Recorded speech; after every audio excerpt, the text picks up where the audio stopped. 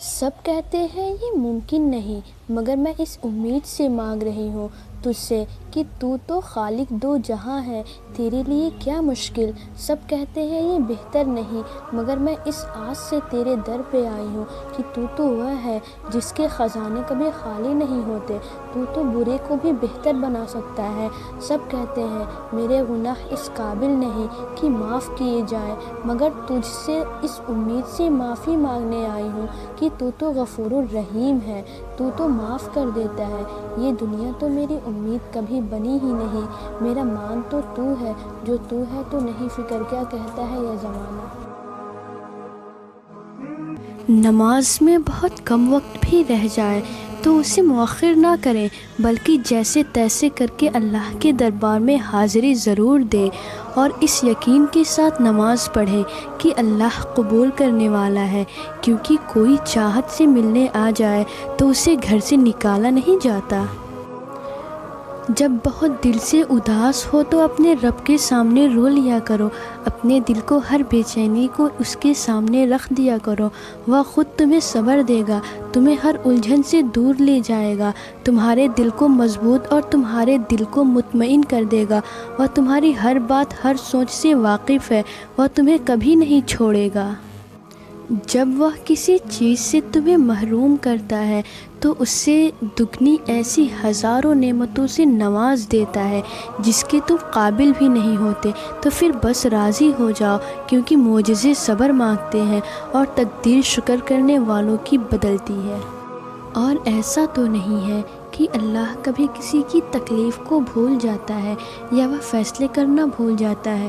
وہ ہر چیز، ہر تکلیف جس کو دنیا بھول جائے یا سمجھ نہ پائے، وہ اللہ کو یاد رہتی ہے، اور تمہارا رب تو بہترین فیصلے کرتا، انصاف کرتا ہے۔ پھر تم مطمئن ہو جاؤ، تمہارا رب کبھی کچھ بھی نہیں بھولے گا، وہ تمہارے دل کو مطمئن کر دے گا۔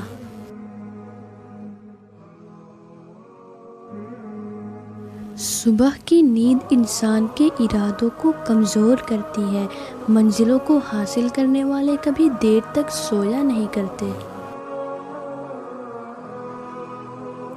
اپنے دن کا آغاز صدقہ دینے سے شروع کرو، اس دن تمہاری کوئی دعا رد نہیں جائے گی، اور اچھی بات بتانا بھی صدقہ ہے۔ کھانے کا گرا ہوا ٹکڑا دسترخوان سے اٹھا کر کھانا اولاد میں خوبصورتی، رزق میں برکت اور تکبر ختم کرتا ہے۔ حضرت علی رضی اللہ تعالی عنہ نے فرمایا، جس نے تجھے تیرے عیب بتائے، اگر تجھے عقل ہو تو بے شک اس نے تجھ پر احسان کی انتہا کر دی۔ اس شخص کو کوئی نہیں بدل سکتا جس شخص کو اپنے اندر کوئی غلطی نظر ہی نہ آتی ہو۔ یاد رہے، کچھ جرموں کی FIR آسمانوں پہ لکھی جاتی ہے، وما کان ربک نسیا، اور تیرا رب نہیں بھولتا۔ حرام کی کمائی اگرچہ شکلیں نہیں بگاڑتی، لیکن نسلیں ضرور بگاڑ دیتی ہیں۔ جن گھروں کے فیصلے عورتیں کریں، بربادی ان کا مقدر ہوتا ہے۔ زندگی میں لوگوں کا آنا بھی ایک مقصد ہوتا ہے، کچھ آپ کو آزمائیں گے، کچھ آپ کو سکھائیں گے، اور کچھ آپ کا استعمال بھی کریں گے، اور کچھ آپ کو جینے کا صحیح مطلب بھی بتائیں گے۔ کالا لباس، حضرت رضی اللہ تعالی عنہ نے فرمایا، کالے کپڑے نہ پہننا، کیونکہ یہ فرعون کا لباس تھا۔ کسی انسان کو دکھ دینا اتنا آسان ہے جتنا سمندر میں پتھر پھینکنا، مگر یہ کوئی نہیں جانتا کہ پتھر کتنی گہرائی تک گیا ہے۔ شیطان کو گمراہ کرنے کے لیے کوئی دوسرا شیطان نہیں آیا تھا، بلکہ یہی وہ نفس تھا جس نے اس کو ابلیس بنا دیا۔ حد میں رہنا اللہ تعالیٰ کی بڑی نعمت ہے۔ پانی حد سے بڑھ جائے تو طوفان بن جاتا ہے، اور آدمی حد سے بڑھ جائے تو شیطان بن جاتا ہے۔ مرد اگر دیندار ہو جائے تو دین گھر کی دہلیز تک پہنچ جاتا ہے، اور اگر گھر کی عورت دیندار ہو جائے تو دین نسلوں تک پہنچ جاتا ہے۔ بڑی گہری بات، ایک لقمہ پیٹ تک پہنچانے کا قدرت نے کتنا انتظام کیا ہے کہ گرم ہے تو ہاتھ بتا دیتے ہیں، سخت ہے تو دانت بتا دیتے ہیں، کڑوا یا ترش ہے تو زبان بتا دیتی ہے، اور اگر باسی ہے تو ناک بتا دیتی ہے۔ بس حرام ہے یا حلال یہ فیصلہ ہمیں کرنا ہے۔ اختلاف کے باوجود کسی سے احترام سے پیش آنا کمزوری نہیں، بہترین تربیت اور خاندانی ہونے کی دلیل ہے۔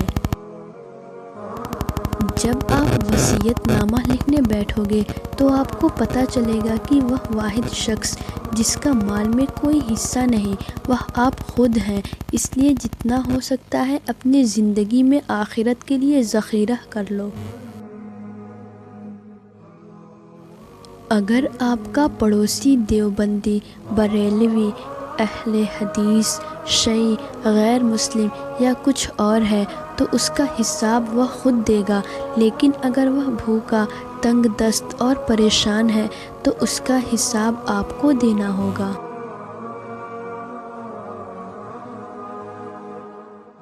جب انسان خاموش ہو جائے اور اپنے حق کے لیے بھی نہ بولے تو سمجھ جاؤ وہ اپنے اندر بہت کچھ دفن۔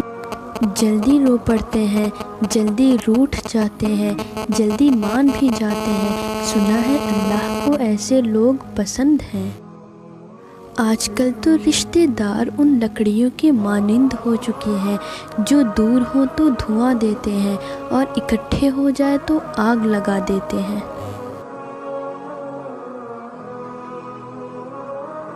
جب اپنوں میں غدار، مکار، منافق پیدا ہو جائے تو میدان میں کھڑا شیر بھی کتوں سے بازی ہار جاتا ہے۔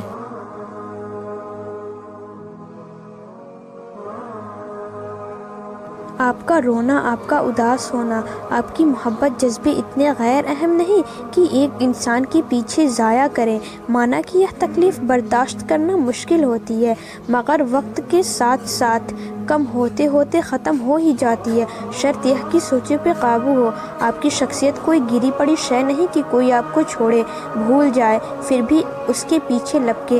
آپ اپنے جذبوں کو پہلے اہمیت دیں گے تبھی کوئی دوسرا دے گا، لیکن ایسے کمزور بنیں گے تو روتے رہیں گے، پیچھے رہ جائیں گے، بے قدر ہو جائیں گے۔ اس لیے اٹھیں، مسکرائیے اور خود کو بدلنے کی کوشش کریں تاکہ کچھ لوگوں کو پچھتاوے کے مستقل مرض میں مبتلا کر سکیں۔ زندگی انمول ہے اور خاص طور پر آپ اور آپ کی عزت نفس۔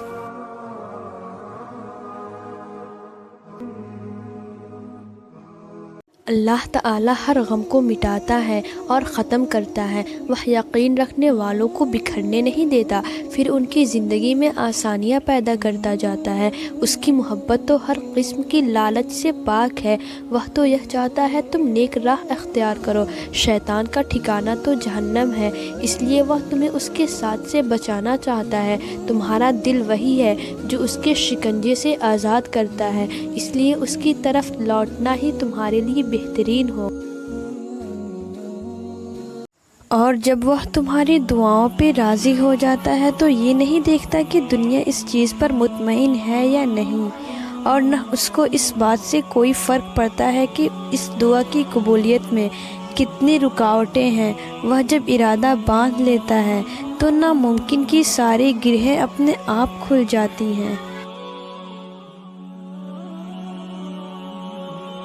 یہ زندگی ہے، اس میں بہت سارے لفظ بولے جاتے ہیں، بہت سارے لفظ سننے پڑتے ہیں، بہت سارے لفظوں کے بہت ساری معنی ہوتے ہیں۔ لفظوں کو اکٹھا کر کے آپ انہیں سوچنے اور سمجھنے بیٹھ جائیں گے تو پھر زندگی نہیں گزار سکیں گے۔ والوں کی صحبت اللہ والوں کی، اللہ سے